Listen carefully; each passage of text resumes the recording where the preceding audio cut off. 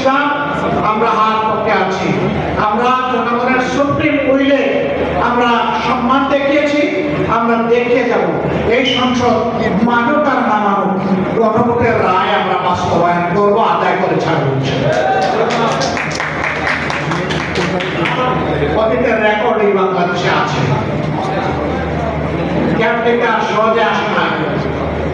ওই রকমই আমাদের একটা বিল ফেলে দেওয়া হয়েছিল। আমরা বলেছিলাম, চেয়েছিলাম সংসদে প্রতিকার দিয়ে দিলেন আমাদেরকে জনগণের কাছে ফিরিয়ে দিন। আমরা জনগণকে নিয়েই দাবি আদায় করবো এবং দাবি আদায় করেছি। এবারও আমরা চেয়েছিলাম সংসদের ভিতরে ইতিবাচক গঠনমূলক বিতর্কের মধ্য দিয়ে তার অবসান হোক, জনগণের আকাঙ্ক্ষার প্রতিফলন হোক। না, এই সংসদ আমাদের আকাঙ্ক্ষাকে উপলব্ধি করতে, সম্মান করতে ব্যর্থ হয়েছে। আমরা তাই বলেছি, জনগণের রায় বাস্তবায়নের জন্য এখন আমরা সংসদ থেকে জনগণের কাছে এগিয়ে যাচ্ছি।